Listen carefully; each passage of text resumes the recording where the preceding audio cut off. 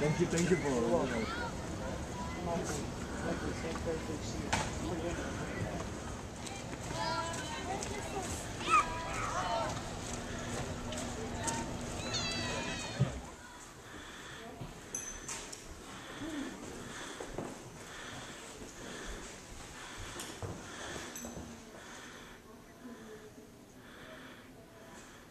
Maybe we get a photo of that.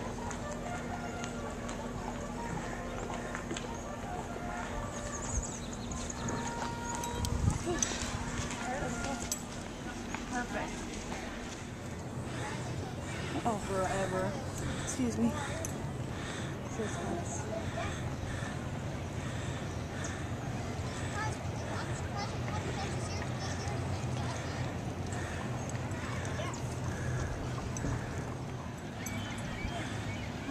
Look at the bridge. On the parade ground. Your best seats to watch will be on the front porch of the soldiers' barracks, or the black benches there below.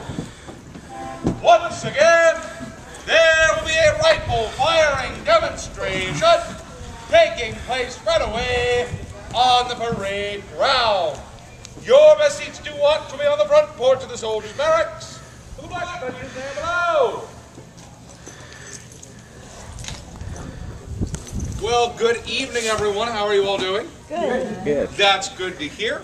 Well, my name is Alex. I'm the last soldier on duty here today at Fort Mackinac, and I will be firing off my rifle in just a moment. But before I do that, I'd like to tell you a little bit about the uniform that I'm wearing, as well as the soldiers that I am dressed to represent. Excuse me. Now, I am dressed to represent a soldier of the 1880s, more specifically a member of the 23rd Regiment of U.S. Infantry that was up here at Fort Mackinac from 1884 to 1890. However, if you had to guess what war I just stepped out of, which one would you guess? Civil War. Civil War, exactly correct. And there's a very good reason that I still look like I'm dressed up like a Civil War soldier, even 20 years after the war ends. And that's mostly because the uniform is a good uniform. The Army likes it, at least this undress uniform. The Army likes it because it's durable, so they don't have to replace it very often, and it's relatively cheap to manufacture. And the soldiers like it because it's durable, so they don't have to replace it very often. And it is very comfortable. And so they keep it around with only some minor alterations, for example, adding a fifth button, or some of the issued jackets will have 3 pockets on the chest. Now, that being said, this is what is known as the undress uniform. It's basically your day-to-day wear. Now, you are issued another uniform, which is your dress uniform, save for more formal occasions. Now, of course, I cannot wear 2 uniforms at the same time. But if you are interested in seeing an example of the dress uniform, simply go down to the end of the barracks after this demonstration, and there we have one on display on a mannequin, and you can get a feel for what it looked like. But this undress uniform is really what the soldiers would have been wearing around the fort, if they were going downtown, if they were out on the rifle range, if they were marching around, if they were really doing anything, you'd find them in their undress uniform. And that's not necessarily because they want to, it's because they have to. Because when you enlist in the Army in the 1880s, you are given your 2 uniforms, your dress uniform and undress uniform, and then you're not allowed to have any other civilian clothing. That way, if you decide you're going to run away from the Army, you have one of 2 options. You can either wear your very distinctive blue wool uniform, or you could wear nothing at all. And either way, you'll stick out in a crowd and they can return you to where you're supposed to be. Now, the uniform I'm wearing also tells you a lot about the soldier that I represent. For example, on my hat, oh, got stuck in my hair. On my hat, we have a pair of crossed rifles. Now, the crossed rifles would designate the infantry. Now, in an endeavor to save money and basically make it easier on quartermasters everywhere, the Army makes the system for identifying soldiers fairly standard. See, if I'm infantry, I have crossed rifles. If I'm cavalry, it will be crossed sabers. If I'm in the artillery, it'll be crossed cannons, the signal corps, crossed flags, and so on and so forth. That way, all you really need to do is issue the same cap, but only with minor alterations. But in this case, I'm representing an infantryman. You can also tell which regiment I'm from, the 23rd Regiment of Infantry, and then usually what we would have underneath of that would be the company. In this case, it would be E. So I'd be the 23rd Regiment of Infantry, Company E. And then a soldier could tell at sight which unit I was part of. Now, if that wasn't good enough, the Army, for non-commissioned officers, also denotes the color of the stripes and chevrons on the officers' jackets and pants to correspond with the different branches of the service. So in this case, the infantry is white, and so as a sergeant, I would get 3 white chevrons and a fashionable 1-inch white stripe down my pant leg. Now, if I was in the cavalry, it would be yellow, or the artillery, it would be red. And the same basic things apply for the dress uniform as well. Now, all those designations aside, this is also the uniform that is going to see combat. You would go into battle wearing your undress uniform. And you'd be carrying one of these. Now, this is a Springfield 4570, and it marks a pretty big jump forward for the U.S. Army because it is the first time that every single soldier is issued a breech-loading rifle. Now, during the Revolutionary War, even up to the Civil War, soldiers are going to be loading all of their powder and shot, for the most part, up here at the muzzle end of the gun. You have to take a paper cartridge, rip it open, pour in the powder, put in your bullet, draw out your ramrod, ram it down, put your ramrod back, come back here, prime the gun, then you could fire. A process which can take 15 to 20 seconds in the hands of a skilled soldier. Now, with a breech loading system, all we have to do is pull back twice on the hammer, pop open this nice rising breech block, and slide in a very modern-looking brass 4570 center fire cartridge. A lot like you would find on guns today. Simply close that up, cock it back one more time, and you would be ready to fire. Now, would anyone like to guess as to how fast a trained soldier should be able to do that? 4 seconds. You're nearly right on. It's about 5 seconds. Now, on top of that, because we can seat the bullet right into the back of the rifling in the gun, it also increases the accuracy exponentially. Now, the muskets that were being used in the Civil War had a range of about 600 yards because they used rifling, which means that there were grooves cut on the inside of the barrel to make it more accurate. Well, now, with just being able to seat it right into the rifling, basically what we can do is increase the range. These are accurate at up to and over 1,000 yards, which is from about where you're sitting all the way out to that white lighthouse just past the breakwater. That being said, just because you have a rifle that can be loaded every 5 seconds and hit targets 1,000 yards away, definitely doesn't mean you have soldiers that can do that. And in fact, it isn't even until the 1880s that anyone is even really seriously considering target practice. And it isn't until 1884 that we really have a widespread, standardized target practice system. Up until that point, commanding officers would come up with their own systems, or would use the systems of others, but it wasn't mandatory. And even the Army at its most benevolent in the 1870s is only issuing 20 rounds of ammunition a month for target practice, which is not nearly enough to improve your accuracy. But in 1884 they installed what's known as the blunt system. Basically every soldier now has to go out and take target practice at least twice a week. And wouldn't you know it, because practice makes, we start turning out better and better shots. Fort Mackinac is no exception. About half of the garrison here was considered to be marksmen, which meant that they were hitting the target 70% or better at the time at 600 yards. And another dozen or so were considered to be sharpshooters, which meant that they were hitting the target 80% or better at the time between 800 to 1,000 yards. Now, I'll be perfectly honest with you, I cannot show you the accuracy of this rifle, because I am a terrible shot. But they've also given me blanks for pretty obvious safety reasons. But it will still be incredibly loud. So you'll notice I am inserting some historically inaccurate bright foam earplugs. It is at this time that I would recommend you find your own historically accurate fingertip earplugs. They go in just like that. And I will step back and fire 2 shots. Hope you enjoy.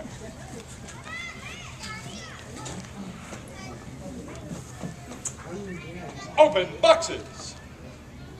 Load.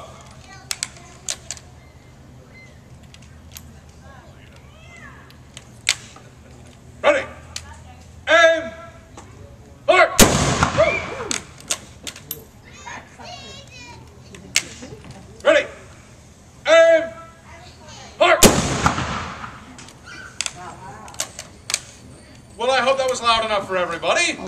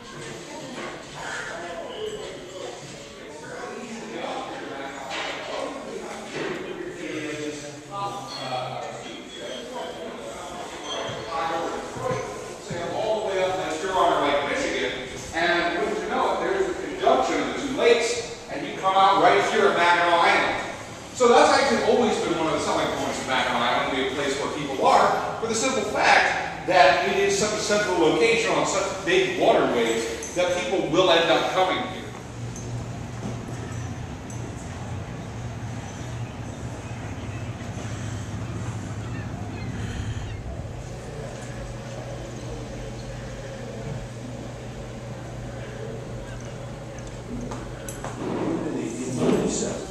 Presented here are 3 cases of post-surgeon Dr. Elastis B. Walcott.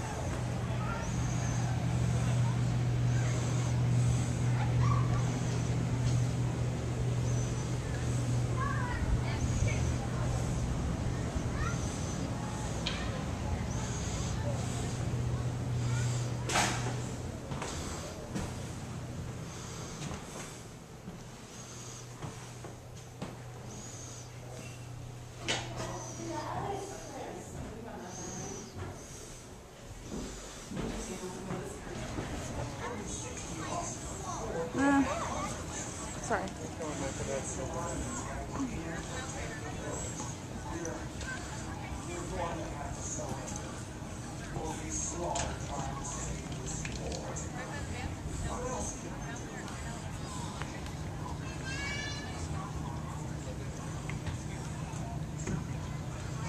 Only 60 of us in the fort. They've got hundreds. We can't survive an attack and protect the village. We're going to have to surrender or be slaughtered trying to save this fort. What else can we do?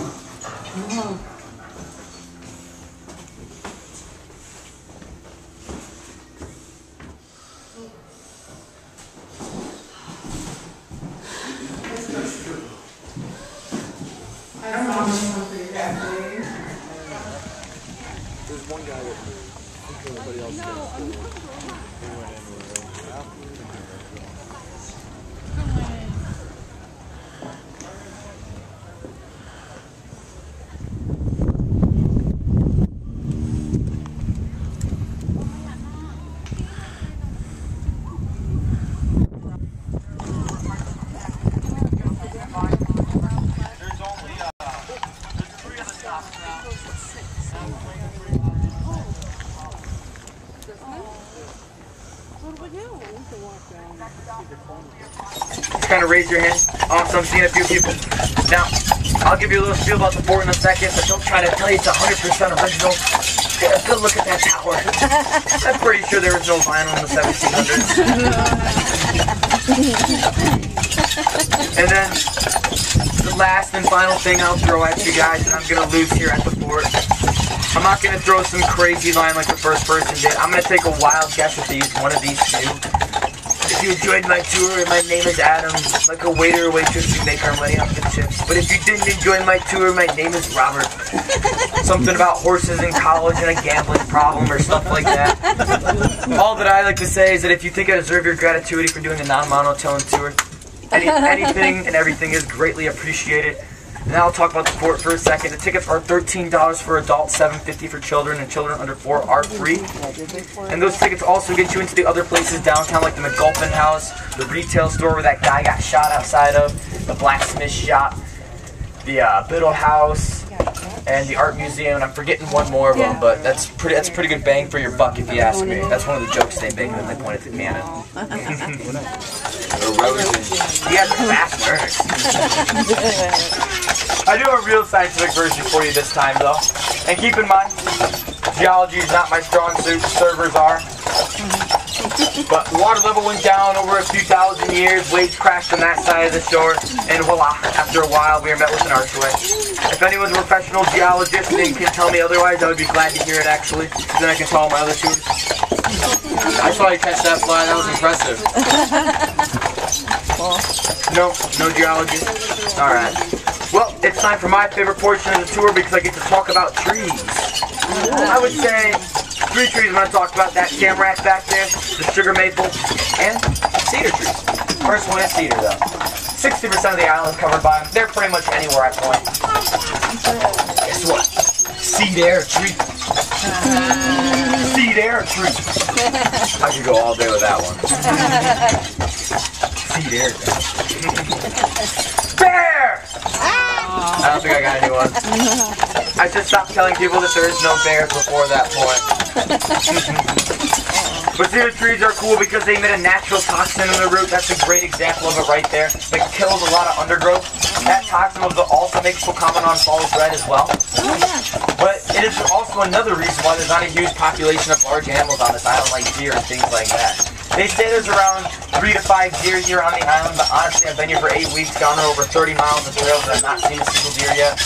So I don't know if there's any deer because there hasn't been an ice bridge that's formed in over 30 years. Not 30 years, sorry, 3 years. I just added an extra 0 on there by accident.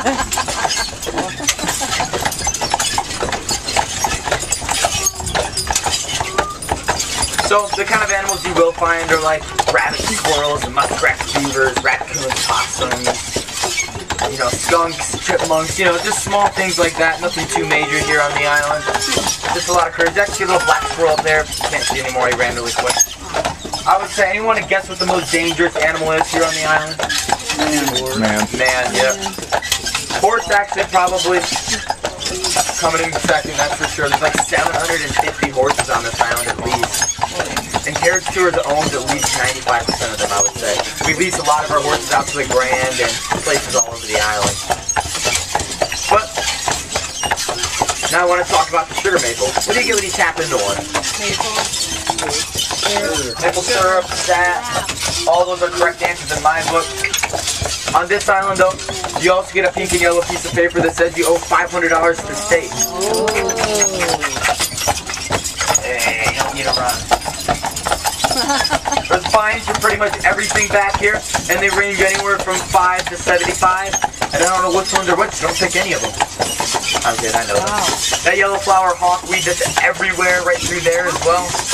75. Forget Me Not 75. Lily in the Valley 75. Elderberries, I don't think I've seen any yet since this tour, but those are right around 75 I believe as well. Dandelion, you know that one that grows in the yard back home? A wonderful flower. $50 for one. Really? Yeah. Ridiculous. Which berries? The little red ones? Someone told me they were elderberries the other day, and then I just got told by another person that they're not elderberries. So, I'm gonna do a little more research behind it. Sorry, I cannot answer that question. Butterfly. Oh yes, beautiful butterflies. Sometimes they escape the conservatory. But now, back there is Greeny Grove. We kind of passed it. There's no right back in there section, just like a massive fire pit. And that's the only place on the island that campfires are allowed. Because everywhere else, campfires are not allowed. Now, the tamarack tree itself is an oil-based tree that burns very hot. And it also takes heat to germinate a tamarack tree seed. So the campfire is outlawed everywhere. There's no new tamarack trees growing anywhere on the island. And there's probably only like 6 to 8 of them left, if that even. But the British just decimated their population back in the 1780s, just chopping them down, and then burn it on top of the limestone until it was red hot. And then when it was red hot, they poured the coldest water from Lake Huron to crumble it apart, and then took it by ox to Fort Mackinac. Young man, please be quiet for 5 more minutes. Chief Roger approaches Jasmine and says, Jasmine, it is about time for you to get married. You'll have over the next 3 weeks to find your lover, but don't you worry. I'll set you on many dates with some of the finest warriors, hunters, and gatherers the tribe's ever known. So, all I need you to do is pick one for me, and she kind of nods her head, saying, I'll do my best. And he goes, oh, I know you'll do your best, and sends her out on these dates. Now, over the following 3.5 weeks, she goes on all these dates, and none of them go to Roger's plans. So one day he reapproaches her. He says, Jasmine, why haven't you married yet? It's been 3.5 weeks. This is ridiculous. He goes, well, Father, it's nothing against any of the men. Well, if it's nothing against any of the men, then what is it? Well, I've already found my lover. What? You've already found your lover. Who is this man? I demand to know. And she goes, well, it's Caden. Caden? Who's Caden? Any Caden divorced? Sorry, I'm going to talk down about it too. It's nothing against you personally. Unless you're a Buckeye fan. No, you're good then. She goes, oh, you remember Caden? You went hunting with him last year. That Caden? Oh. He missed a deer 5 times. Caught nothing but sardines and picked poisonous berries, giving us the runs for weeks.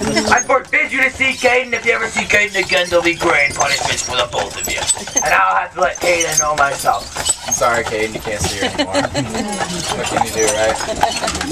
Oh, that's what you can do. Chester's like, I literally just had made sure his left side was sprayed. There's like no flies on it. At this point, he just wants to eat.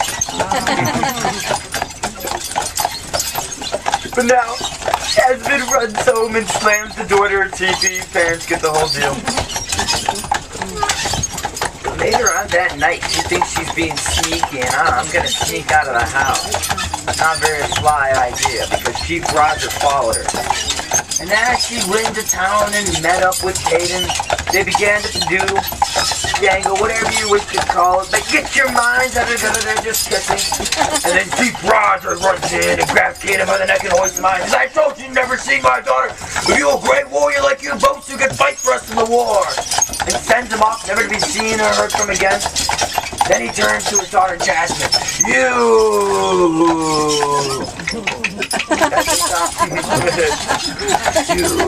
And he chains her by the arms and drags her into the center of banished territory, the Toledo. In reality, though, he chains her to this rock in the center and says, no one will find you, no one will come for you, good luck. And he takes off. Well, this is the only exception to no whining again. And then he cried when he said he was never gonna find me. You know the type of wailing cry you've heard him before. With tears streaming down her face and onto the rock. Eventually, it ate away a pea-sized hole that got larger and larger and larger. And then one day she hears her name. Jasmine! Jasmine! Jasmine! A portal forms and a hand reaches through the portal and takes shape, and what do you know? It was Caden from the spirit realm. And he yells, take mine if you wish to live happily ever after. And she grabs his hand and says, oh yes I do, and he gets sucked into the spirit realm, where they then live happily ever after.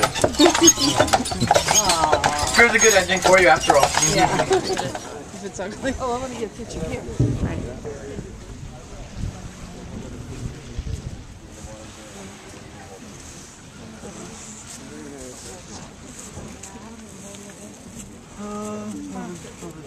For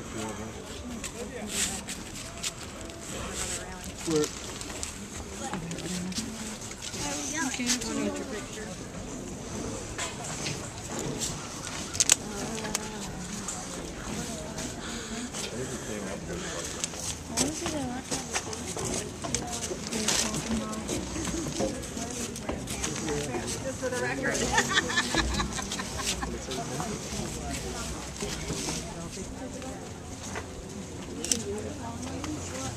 It's about Chief Wawatam and Alexander Henry, who weren't real blood brothers because Alexander was a Canadian fur trader and the chief, of course, being Native American. But they were blood brothers, you know, the whole tribal thing where they cut open their hands and become really good friends.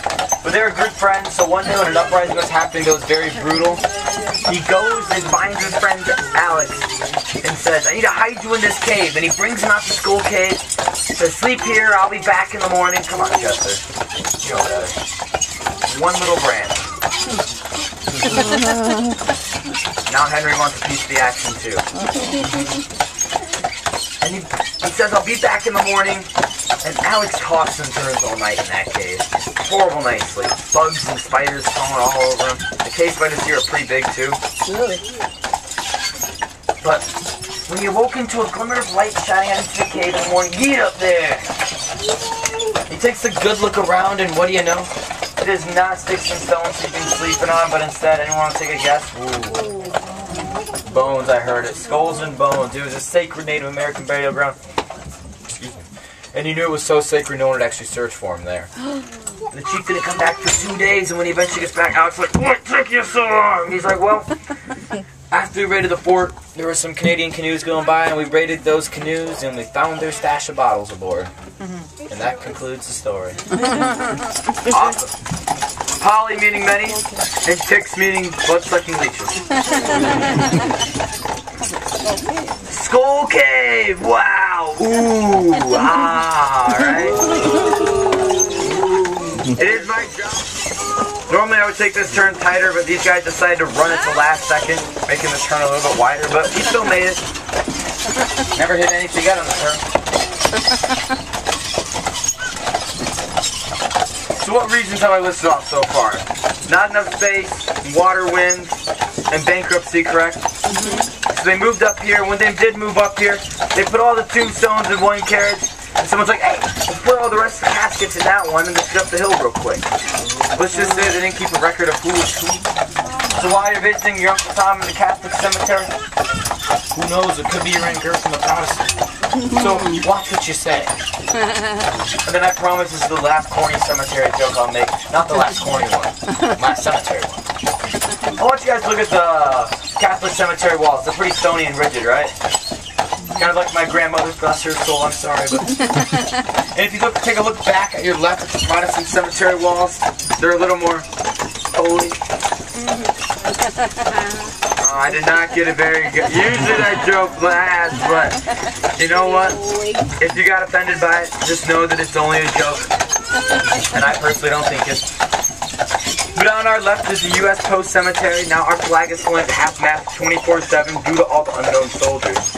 Out of the 111 graves, we only know 33 of them. It's quite sad. Who else is here from Michigan? Lake Orion. Awesome. Got to find quite a few people. I haven't heard of that place exactly. Where is it at? You know where the Palace of Auburn Hills is?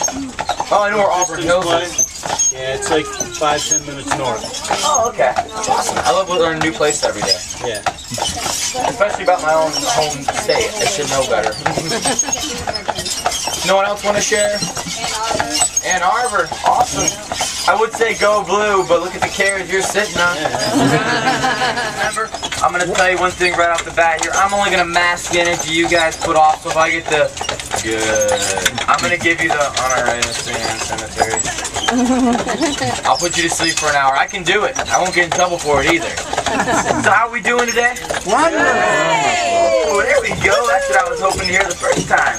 But it's glad to hear that we are all having such a great day so far. I'm guessing you all enjoyed the first part of your tour? Yes. Awesome. Well, I'm here to tell you we're going to be going through the state park today. It's around 3.5 hours. That's only 2 hour truck. From our truck on the way back, it's probably about another 2.5 hours. See, so worried face. Some people are like, let's do it. And then the other half are like, no, let's not do that. Say we did. Well, I'm here to tell you, it's only an hour no matter what. And whenever I have even one kid on board, I always list off my rules. Rule 1 is no whining rule. I have a zero tolerance policy when it comes to it, and I'll stop my carriage and stare at you till you stop. So whether you gotta go to the bathroom, you're hungry, or you're thirsty, swap backs with the both of us when you stop.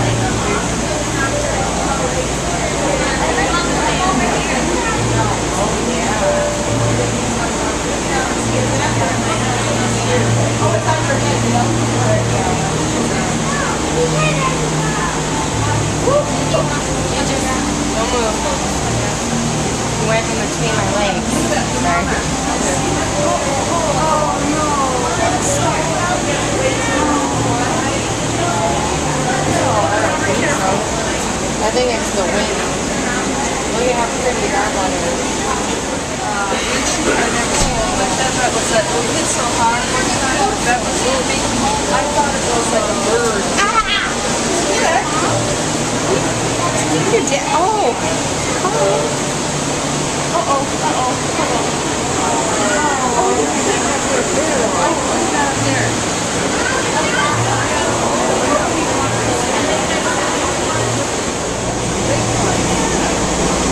That wind is blowing out there.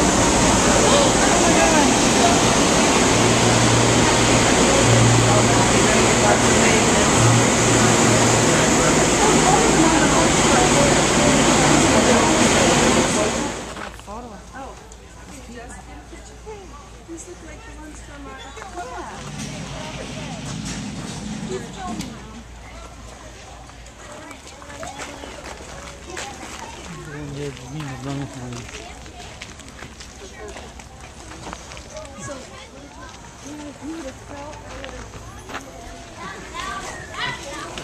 Robert, watch your step.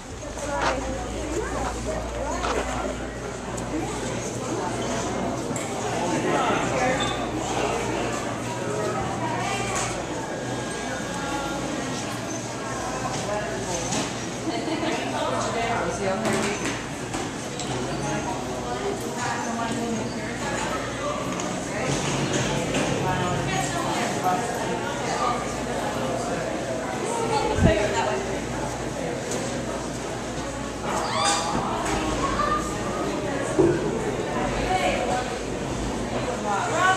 Yeah.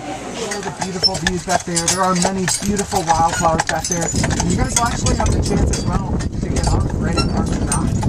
Which, folks, if you've ever heard the sassy phrase, take a picture, it'll last longer.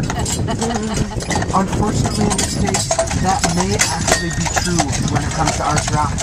You see, while that art has been there for thousands of years, sadly, they say it may collapse in just another 20. So definitely enjoy the view of that back there while you can, folks.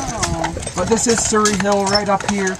They do have bathrooms in this building right to the left, refreshments to the right, including delicious donuts for only $1. 10 out of 10 would recommend.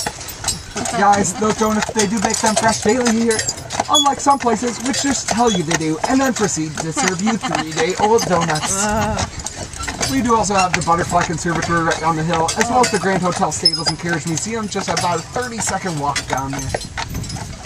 So folks, we will be pulling up and get our picture taken just in a minute, and then we'll pull right around to the side to unload.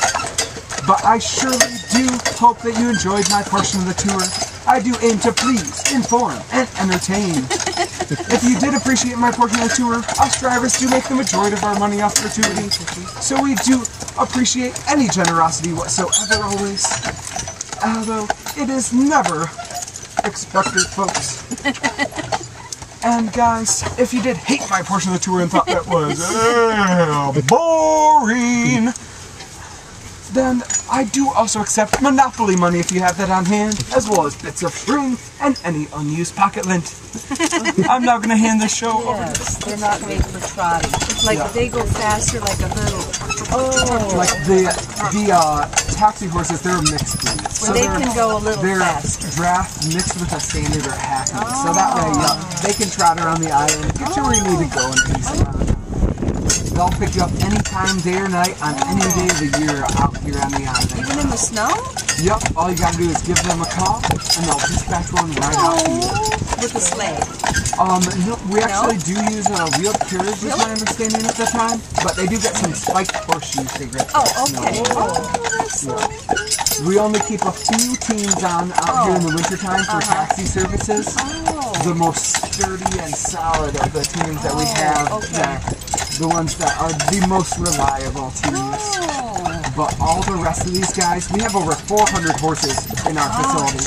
So all the rest of them, the overwhelming majority, probably about 98% of them, do come off the island, over to the mainland in the UP to a great big farm out there in the wintertime. And that's where they go for retirement as well. And retirement. But we're from the UP. Okay. And guys, in the back part of your tour, you'll be pulled by a 3-horse team, which are housed right in this middle barn here. Okay. They pull one of the largest passenger carriages in the world. It's a 35-seater, a little low-ride there. We do actually, in fact, guys, have the only 24 hours, 365 days a year, that is all the time, anytime, radio dispatch for strong carriage taxi service in the world. Taxi barn where our taxi horses are housed. They are the smaller of our horses, whereas these guys are Pucheron draft horses. Those horses are draft horse mixed with a smaller breed, such as standard or hackney.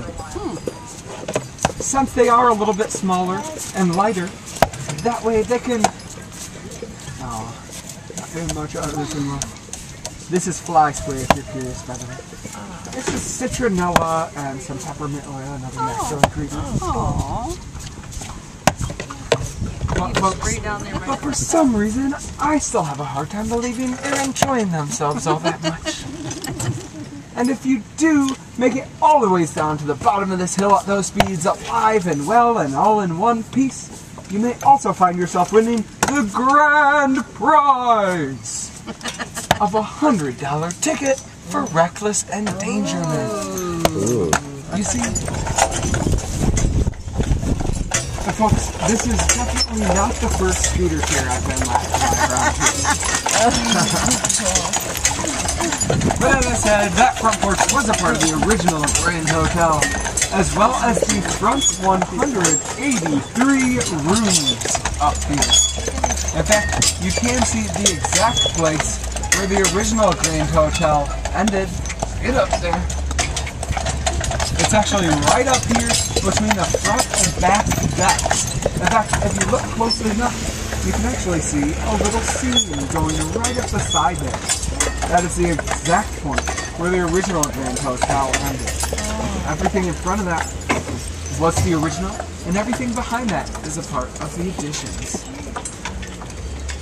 Folks, do we have any brave souls who would like to take a guess as to how long it may have taken them to build the original Grand Hotel? 6 years.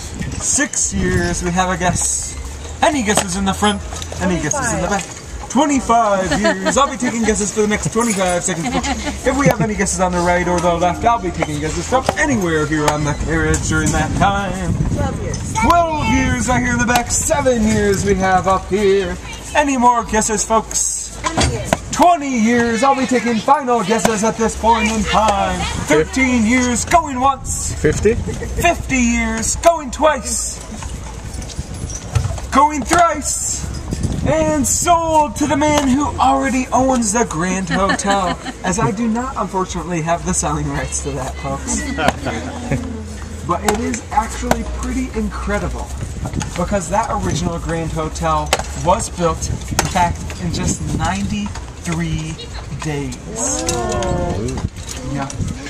Which I was especially impressed with after someone informed me the other day that apparently they did not, in fact, have 3D printers back then in 1887. They did, however, have 600 workers working around the clock, 24 and 48 hour shift on that building, guys. Gosh. So they were working hard to get that done. This was actually originally owned by 2 railroad companies and a steamship tycoon. And they wanted this done as quickly as possible. You see, they were trying to build a great big attraction out here on this side of the island where their means of transportation came through to promote people to use those means to come out to the island. Lawyer Cover, he did put a clause in that contract stating that if the state is to ever resell that home, they must resell it to someone within his own family lineage for the same price of just $15,000. Considering that has 25 rooms including 11 bedrooms and 9.5 baths, and is now estimated to be worth $3.2 million, I think, though, the state may be holding on to that house for quite some time. Off to our left side, though, is the one and only Grand Hotel, you guys. That magnificent front porch coming into view. That was a part of the original structure in 1887, but still holds the record to this day for the longest covered porch in the entire world. Occasionally known, you guys, as the governor's summer residence as well.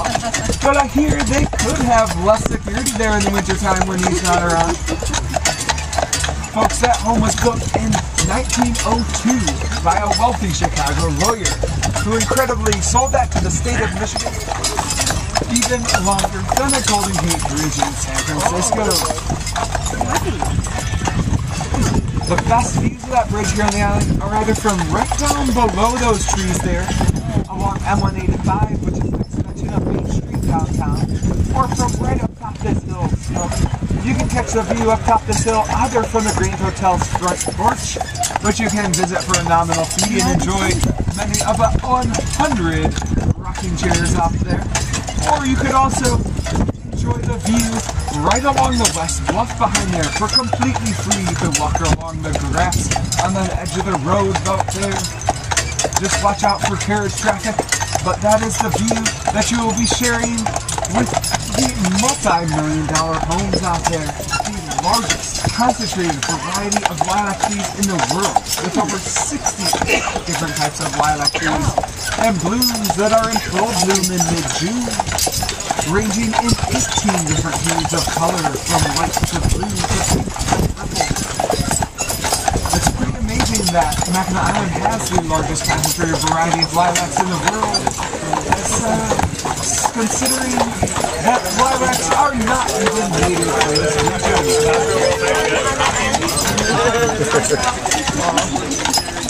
do we have any sushi fans here on the wagon today? Oh, me! Alright, well if you are that sushi fan, you may want to check out the Grand Hotel's newest edition right over here, the Sushi Grand. As I said, that is the newest addition to their series of 7 different restaurants that they have.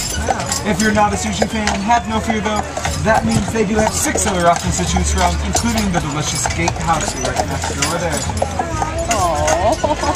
You may notice many turtle statues, such as the one right on the corner of the Gatehouse over there, around Mackinac Island, as the natives of this region originally thought that this island was on the back of a great turtle shell, which is pretty interesting geographically speaking, as we are essentially on a giant limestone shell right now. In fact, this little stone church right on our right now was built in 1904 using limestone that's quarried right here out of the island. Those stained glass windows, however, were imported from Tiffany's in New York and are depicting early missionary work here on the island. Excuse us, folks. We're going to take a quick break apparently right now, as we do have a radiator leak up ahead. One of the original liveries of the island, though, formerly known as Chambers Livery, that is the oldest stable still left standing today on the island, dating all the way back to 1860.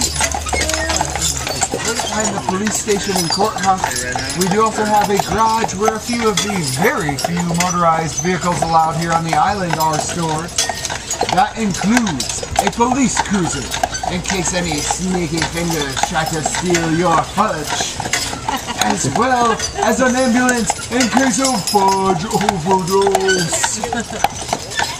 We also have the Benjamin Blacksmith shop right up here on our right-hand side. Folks, they do live blacksmithing demonstrations in there. Sparks will fly. They'll make little metal trinkets right before your very eyes that can be purchased inside. Also right up here we do have the Biddle House, this white home with the green shutters. Edward Biddle purchased that home in 1822 with only a down payment of $100.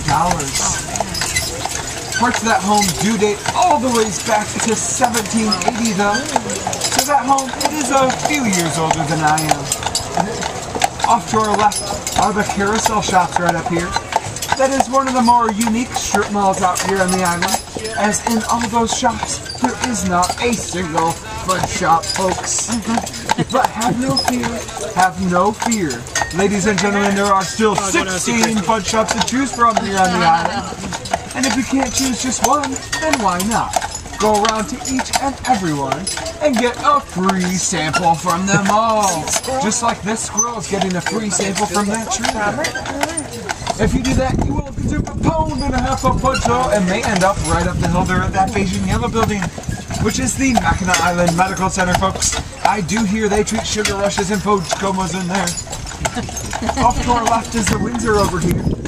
That is what used to be an old hotel, but now serves as employee housing for the Grand Hotel, who is the largest employer on the island with over 600 employees. Wow. And you guys see this little yellow box off to our left right here? Right over there. Some people do seem to believe that that is Pandora's box, folks. But that is the local newspaper right inside of that box. The Town Crier, which they say is actually one of the cheapest souvenirs you can get here on the island at just $1 for a paper. Folks, there is one thing that you could call a souvenir you may find yourself going home with for even cheaper. That's what you might find on the bottom of your shoe after walking through these streets, folks. That one's on us, no charge. Off to our left-hand side, though, we do have the Geranium Cottage, that little yellow house up there. That is actually the mayor of Mackinac Island's house, Mayor Dowd, who has served 37 consecutive terms. Her son does also own the market downtown, Dowd's Market, which is the oldest family-owned market in Michigan. Watch out, what's this coming through?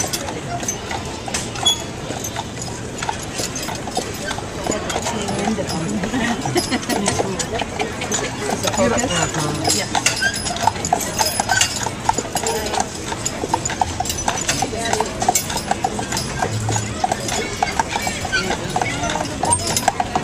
fabric country, right? So.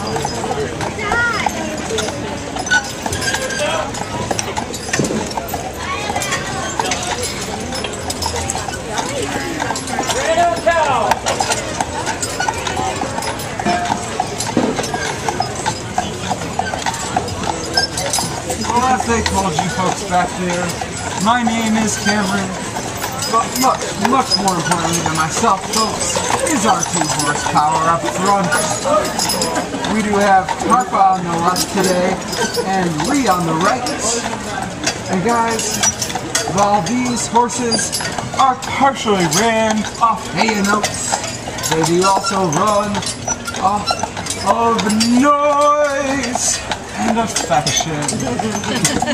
So they appreciate a warm welcome at the beginning of each tour. If you guys would repeat after me in saying, "Good afternoon, Tarpa!" Good afternoon, Tusser. What's your name? Tarpa. Tuffa. And on the right, we do have Ree, guys. So if you could also say hello there, Ree. Hello there, Ree. Alrighty, they surely do appreciate that, guys. That extra motivation is like their afternoon cup of coffee. Keep them going through the day. We do have Marquette Park off to our right-hand side up here, though, folks. That is dedicated to Father Jacques Marquette, who was actually an early French missionary here in the island in the late 1600s. Up above is also Fort Mackinac, built in 1780 and 81 by the British for the Revolutionary War. You will have the opportunity, if you'd like, during the second part of the tour, to get off the carriage and explore that fort for a little while, saving you the walk up that hill. Right over here to our right, we do also have the American Fur Company and Retail Store. At least, that's what it was in the early 1800s. Yeah, I brought my umbrella. The Whitefish Point. Did you too? You go away.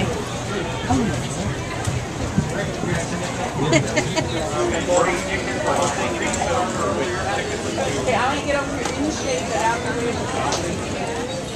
Oh, here's the hill. Oh, well, that's it. Yeah, your dad said it might take us up the hill to the. What's this white road here? Oh, okay. So these are all find out about that. Oh, down there?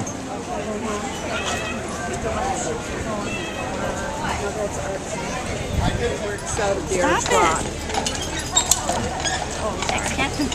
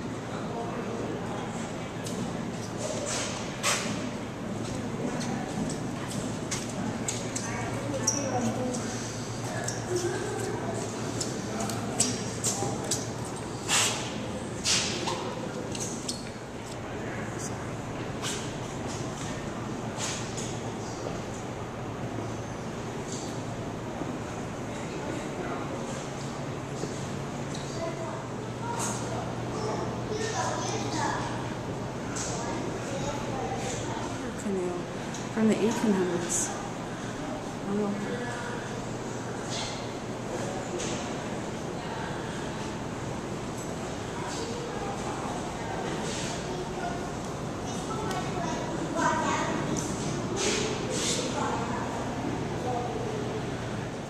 This way I don't have to go too up close again. Look at this little picture. Oh, there it is. The other guy, I think, was turned around and was like, I mean, from what I understand, you can ride into a big wave like this, but you can still stack on the path. See, because look how they think the wave did it like that, from like, it just chopped it right down. I mean, yeah. And the other, they missed the wave, like they said that they're like 10 miles behind them or 10 minutes or whatever. Yeah. And it was like they backed off right out of that area. I guess it was like a hurricane. They said in the movie anyway. Look what it did.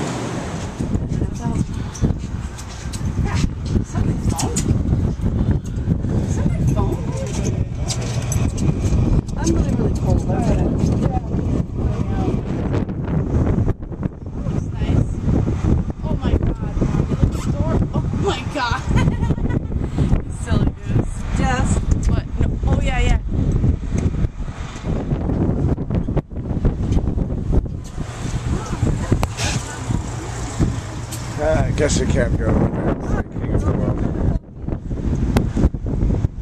I'm coming.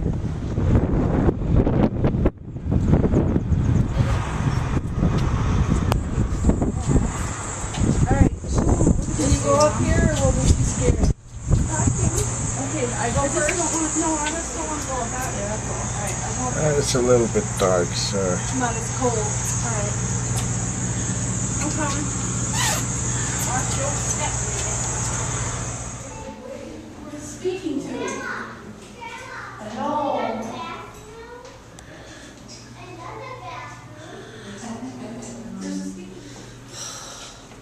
There. There you go. There's a ghost down there. There's a ghost down there. Alright. Not here. Here, look down here. Oh, yes. Wait, I can't. Are you okay? No. Oh, I dropped my hair, but oh, leave me both.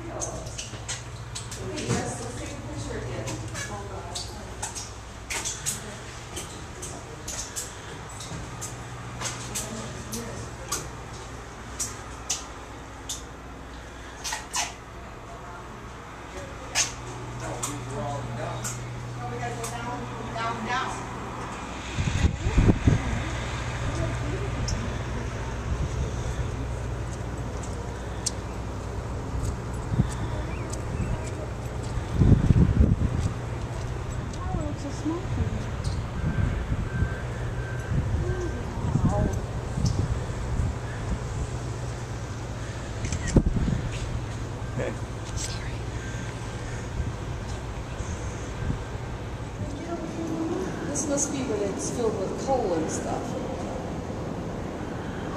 To the lower level. Be careful, Bob, don't run to the lower level. But we want to do this. Uh-oh, what do you see up here? The shipper.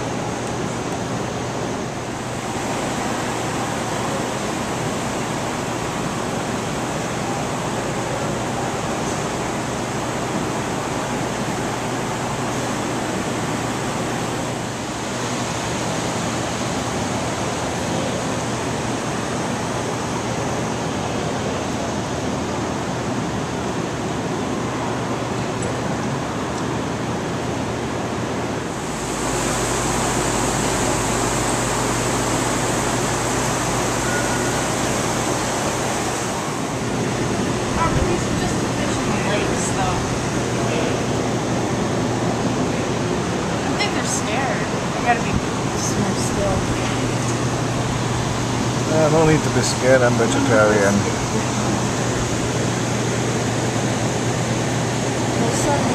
What did you call me? These ones are going around in circles. What are they doing?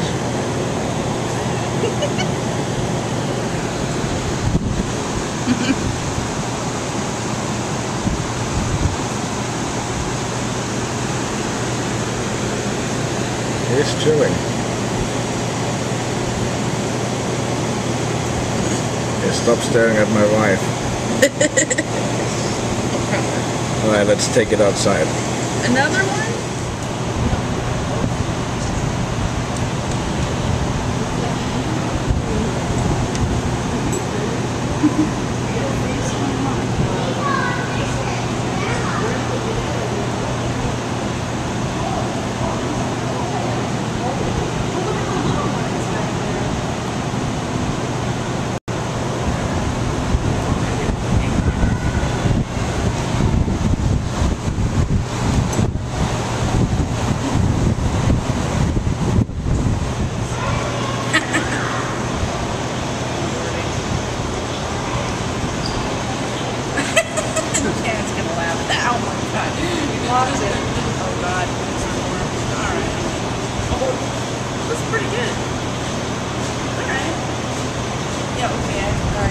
You okay?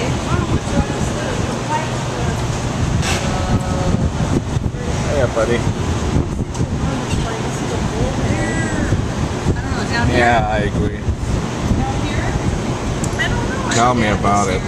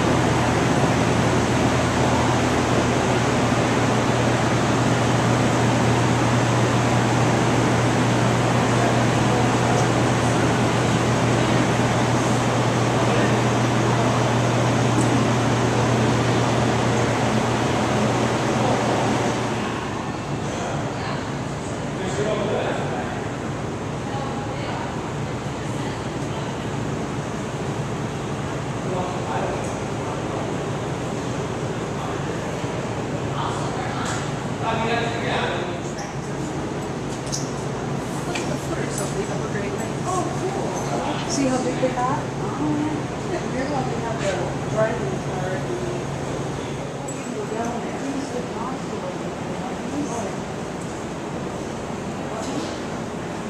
This should be this upper area before you go down there. Yeah.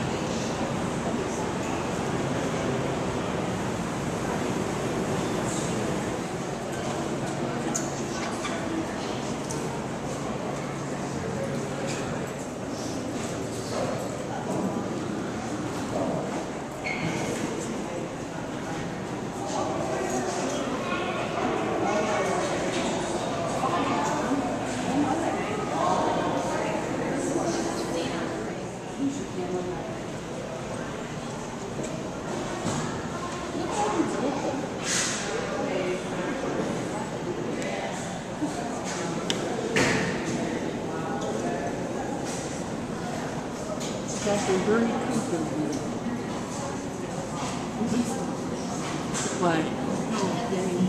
Oh, yeah.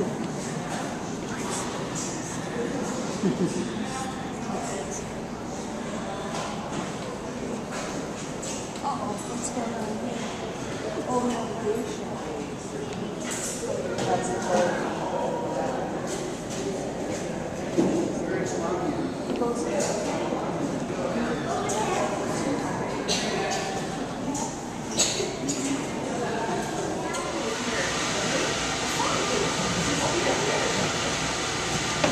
Fortunately, that's the wrong thing. This is here.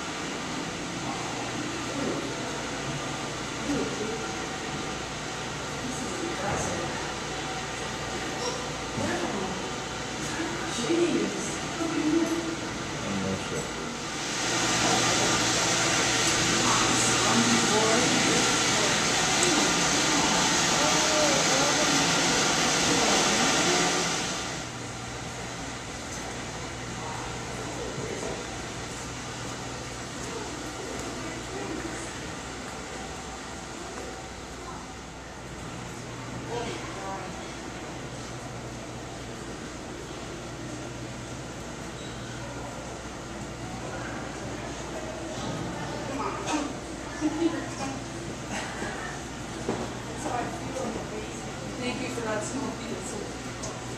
Oh, look at the engine.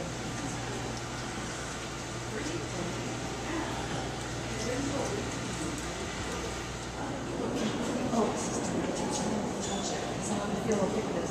Let's read it, baby.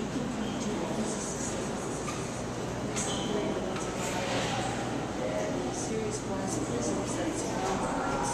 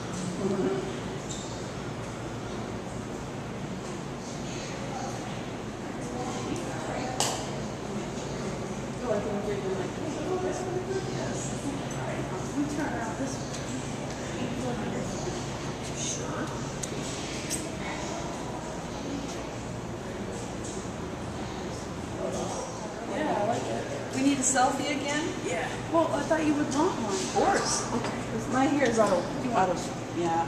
Actually, I comb it. Actually, I heard it's pretty good for me.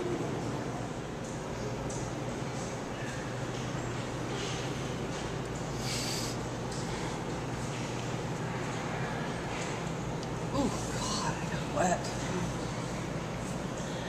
We should take a shot. Yeah. We could do like a selfie or whatever with this boat thing on. Where? Like You see your reflection. This is for you. You're right. So you're supposed to put 5 o'clock as part of the boat.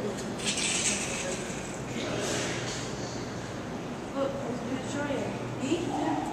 What?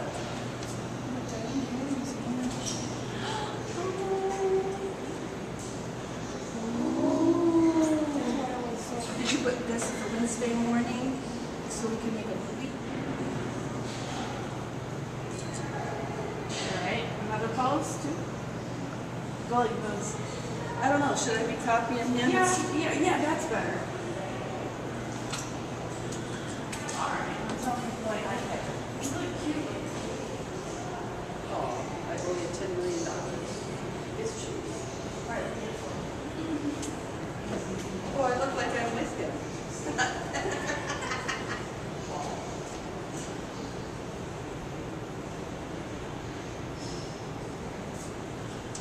And the rails of blue will be curly.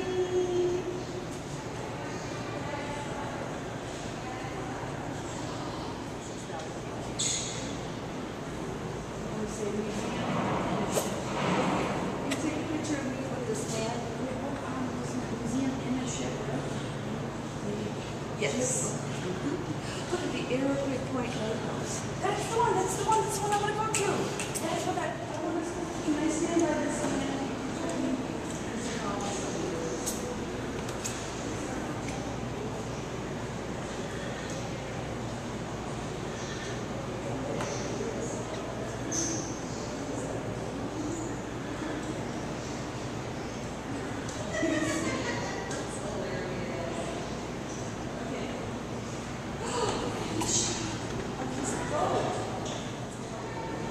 Women on board bring bad luck. What? That's right. Ready? So Debbie, that's such a Pisces. Yeah.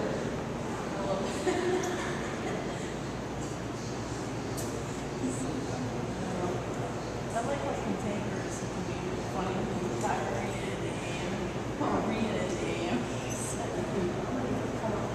wait, I want to get a picture of you. You gotta climb down the stairs.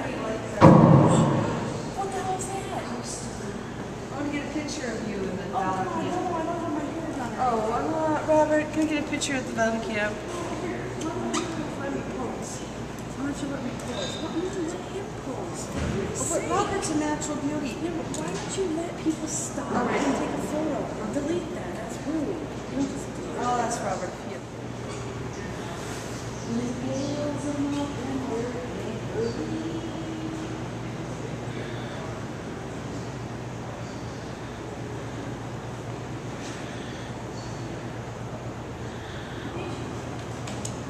The wooden thing over there.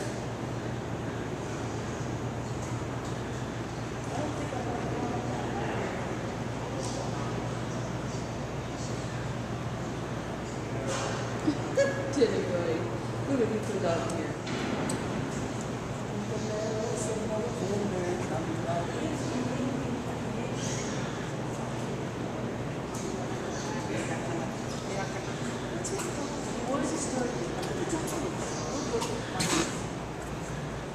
Let's see what we can find in here.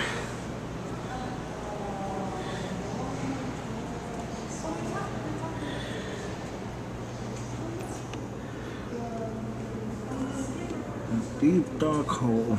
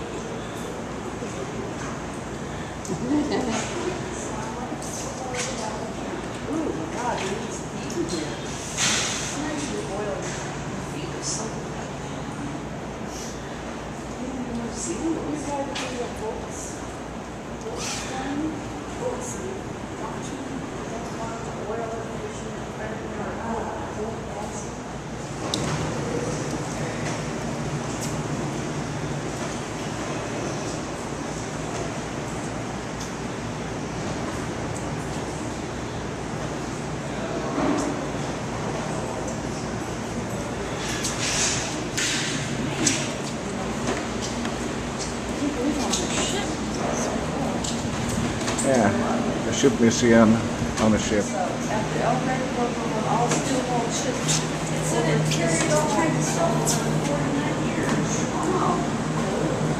Yeah, the screen was really good. It was a real world running. You brought seating back. Because that was fucking. I remember it.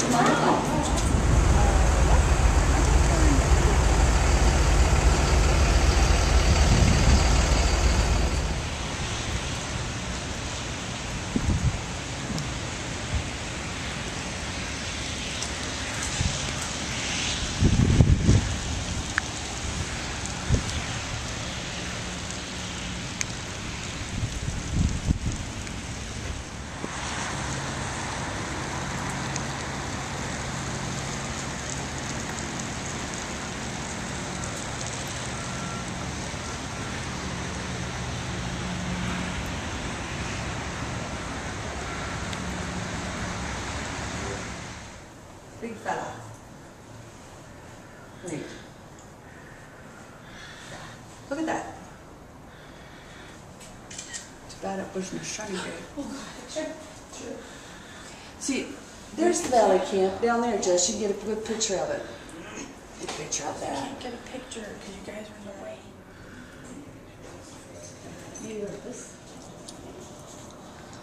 I don't really. Oh, I feel safe. Look, if you were going to lock up, look, you can go up to the second tower.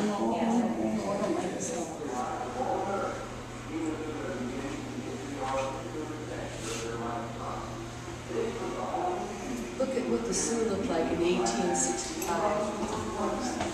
and in 1910. East Portage, the main drag, and this is what it looked like in 18. The Baldwin kids up here she did the Michigan history. Yeah, and she brought them up here to see this. So sorry, Robert. No problem.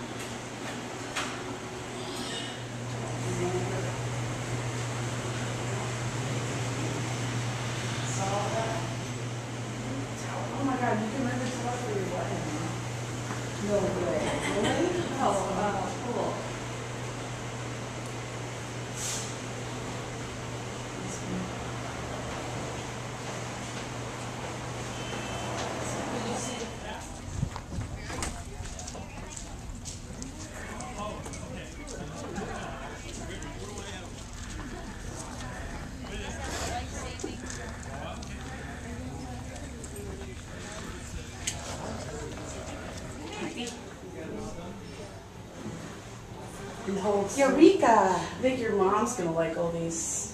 Oh, look at the curtains, how adorable. Are we supposed to go back out the other way? Or no? The braided rug. Oh, here, meals for all. That I remember was spread together and meals. And would feed them in. Wow, look at those. Oh, creepy and really in addition to caring for the shipwreck occasionally. The phone and the little kid. It's Dad. I look at playing cards. See, there's that game, Robert. Yeah. Oh, look at the built-in.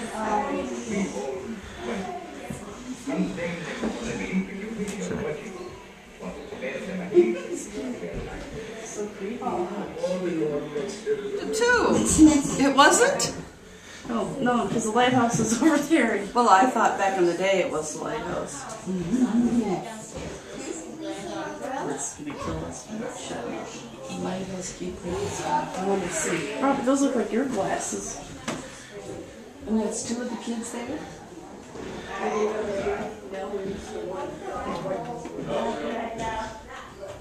Let's see. Oh, here's more bedrooms. They're in the way. That's the eight. Oh, And then look at that crib where the baby slept. What's wood under, you see? They don't have a real mattress in it, huh? Well, great. Were you here before? Yeah, we just seen the ship. Oh, that's right. It said going to see the ship. Good, you see it? Yeah, It said way up. He said this was an honor. Oh, man, you see him. We'll go up and see the bedrooms. So you see his yellow bedroom. Come down and meet the people like cars. And he told his granddaughter this was an honor.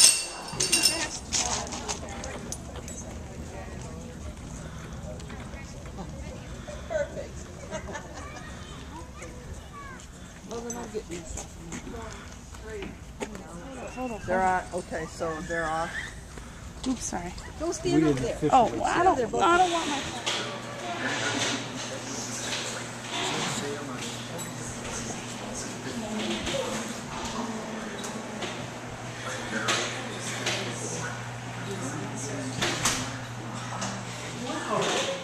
So they're almost like better than yeah. Oh my gosh, just look at the pictures of the people. Look how they dress. Look at the dog. And look at those light clothes, and they had to scrub everything by hand. Oh my gosh. Oh, look at what it looked like. that would tell you how to set up the ropes to make a pulley system. And you use the reacher's buoy. And on a pulley system, you bring people back and forth from the boat. Yeah. And look here. Yeah. The rescue dicer. They must have blew the horns while watching into the I just would like to think if I was on a ship, this is amazing. Yeah,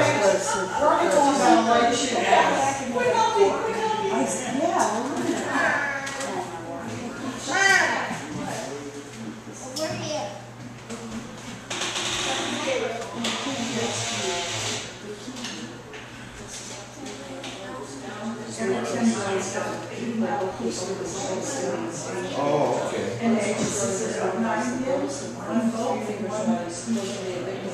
Okay. If they wanted their families there, they built little shacks around the station, like so it's super. It had to be done, and then it was just, you were afraid to approach the body, you didn't know if it would be dead or alive. But this very recent story was this one, oh my gosh. We're terrified human beings, and they were told, we're finding a wash dead body on the beach, out of the water, out in the timber, eating the body. This is the projectile you shoot out of the lava gun towards the ship that is in front of you. And that will go out to the ship. Then this line will be attached to that one. And you pull it out, and then I know they watched Monster, and they had one of those, they were shooting out, and the thing is long there. oh yeah. So is this will be attached to the... The wiring cut loose the schooner barge missile. And this was very typically done. The schooner barge would be able to lay to, drop some anchors and lay to in waves, and usually ride that storm out better than she could as a single sailor on the schooner. The wiring continued on. As the newspaper disappeared in the darkness, Captain Neal hoped that they would both be better able to weather the storm. Such was not to be the case. Captain Neal was flying his best hoping, of course, that he was going to danger from letting the people know along the shore and places and so remember that in rebellion. Hopefully people who met him under spyglass away from the see trouble. The Vermilion. He's got 5.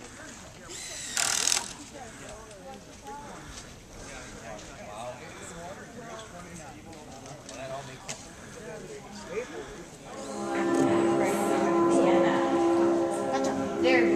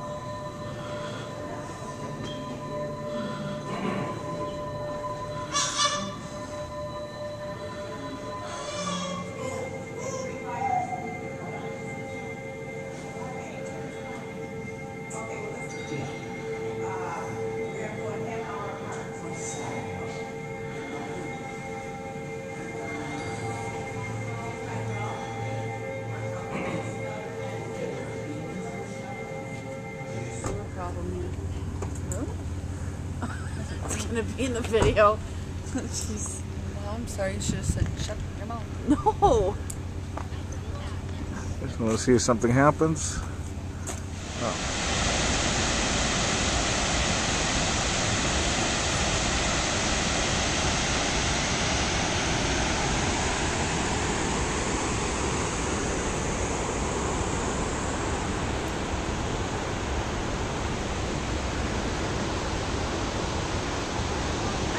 Hey.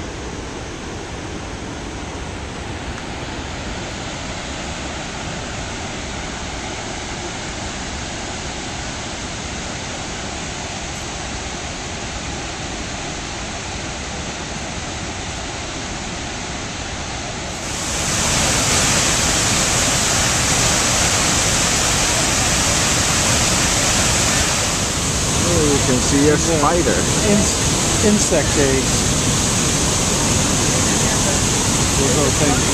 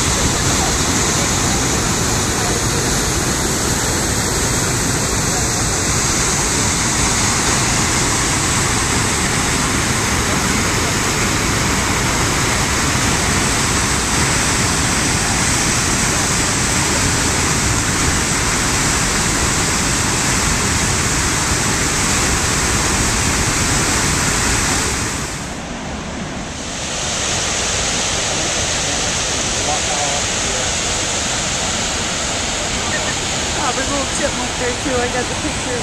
Oh, sorry.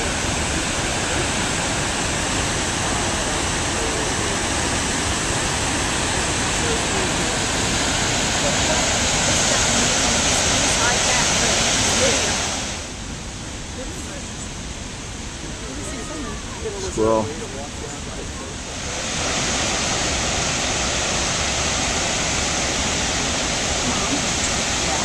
Do you know why the water is brown? I will tell you why. Because the candy of the seaweed. Oh, okay.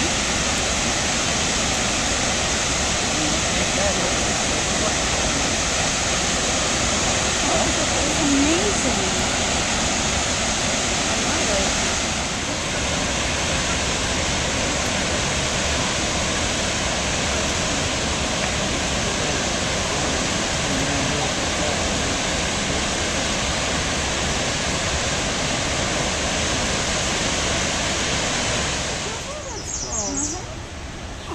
By the information center. I wouldn't want to climb on down there.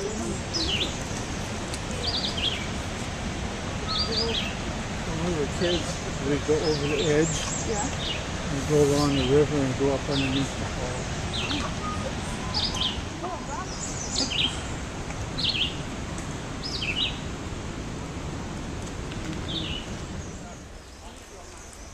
I'm on airplane mode, so. And I have like 80% battery. Are you scared? What is it? They're dying? I don't know. They grow old stumps, creating a unique root structure. Another beach or something. Yeah, right here. See? See by the leaf? Alright. Abba. Okay. I say beach in Deutsch. What? Eat your roots, your flowers. Like it's, oh, look at it go. Oh my god. Suka. Or what? Sugar maple. Suka, how do you say maple, Robert? Just a sec. And they turned the colors in. Oh god, I'll probably get rabies. Hey, the playground. If you had something for it, they would probably eat right out of your hand. Like a nut or something. Look at, oh, how cute.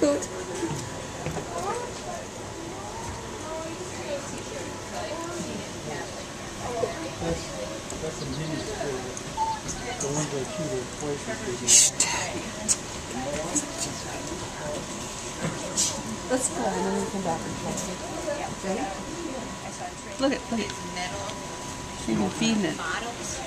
Oh, cute. Look at them. I was going to actually I'm look not at